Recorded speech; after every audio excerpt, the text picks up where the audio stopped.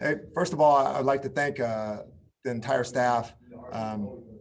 Preparing this week, a little bit difficult, but I thought Evan did a great job helping with the defense, and with Sean taking over, tremendous opportunity for those guys, and also with Marquise on special teams. It was a great effort by those guys and the rest of the guys. Dave, go ahead. Robert, don't want to sugarcoat it. This was a pretty obviously bad performance overall, bad result overall. So to what do you attribute that to and how much was just all the issues that you dealt with on the coaching staff a part of the issue today? Well, I mean, the issue was on offense, we couldn't stay on the field, and defense couldn't get off the field. With the third downs, I think our defense played hard and had an opportunity to get off the field early in that first drive. It got extended. So they ended up getting a few more plays. And then offensively, we need to stay on the field. We need to convert those third downs. But that goes to the coaching, and we got to get them ready. When you're short so many coaches, so many play callers, you lose Stafford so early, is it a hopeless situation? I mean, is this a game that you just couldn't win given the circumstances? I wouldn't say hopeless. That was a very good football team, obviously, that we're playing. But anytime you take the field, you have an opportunity, and we just didn't get it done today. How is Stafford? What happened to him exactly?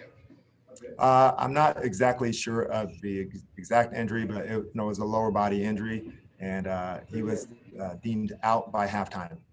Yeah, I know that, but I mean, did he break it? Can he play next week? Do you have any idea? I have no idea.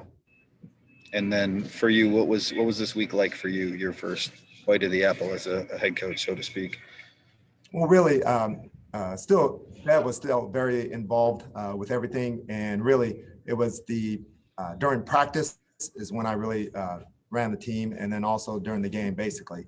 So, different challenge than what Coach Bev had, where Coach Bev had to take everything over. Bev was still very heavily involved during the week, and then, like I said, I ran the practice, and then I ran the game. What was your message to guys before the game today? Basically is that it's a player's game, and Bev's not throwing one pass, and Corey's not making one tackle or covering anybody. It's our opportunity to try to get those guys in position and for them to make plays come to life. And obviously, we came extremely short today. Thank you. Mike Rothstein. Hey, Robert. You've been around for a while in various different places. Have you ever been involved in a loss quite like this? Yes. Never? Have I ever been in a bad loss? Yes, in my career. I think probably a lot of people have experienced at least one loss like this before, and I have.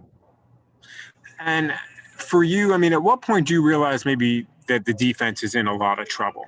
Like, at what point does that become clear as a head coach that that's where that was headed today? Well, I would say I would not just blame the defense by any means. It's a team game. Obviously, it was great to get that score by the special teams to come through, but offensively, we have to stay on the field. If we're not on the field very long for offense, and the defense has to stay on, obviously it's going to be tough for them, and they're going to get worn out. So it was a team loss, and it started with me. And just to dig in a little bit more on kind of that loss that you said that you'd been like this before, when was that? Was that at Boise? Was that in Japan? Where was that? When was that? I can't remember if it was my first year, 2004, maybe 5 or something, maybe 2004, Kansas City, playing down there. They got after us pretty good, and we tried to get something to go right before half, and I think we ended up throwing a pick 6. I can't remember the final score, but it was something pretty similar to this one. Okay, appreciate it. Thank you. Brad? Do you blame this loss on the COVID protocols, on the situation for this? How much of that blame of this loss do you put on the situation that we're in 2020? No, we're not going to make any excuses. We had our team, they had our team, and they outperformed us today. And then, as you maybe look on a retrospective perspective years down the road, how will you describe this week to those close to you and to those in the football world about everything this team went through, and then what happened here on the field today? Well, obviously, not good enough today from us. And, it was a little bit of a challenge, obviously, with what was happening. But, like I said, no excuses. We had our team, they had our team, they had their team, and we weren't good enough today. And I thank the organization for trusting that, I would be able to handle this task and, gave me this opportunity. But unfortunately, we came extremely short today. Kyle. Hey, Robert. Good to see you. I'm just curious. First, I joined the call a little late, so I apologize if you've been asked this. But I'm just curious on a personal level for you, what this week has been like. It feels pretty unprecedented on a lot of levels. What was this week like for you?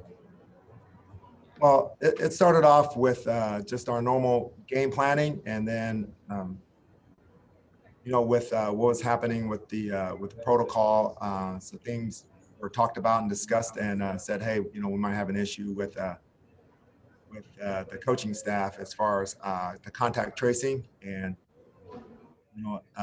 just a little bit later in the week, it was determined that some of the coaches weren't going to be there, and it was made the decision that I was going to be the head coach, and Sean was going to call the plays as a coordinator, and Evan was going to be on defense calling the plays. And everyone gave tremendous effort, but unfortunately, it was just short. Thank you. Last one with John.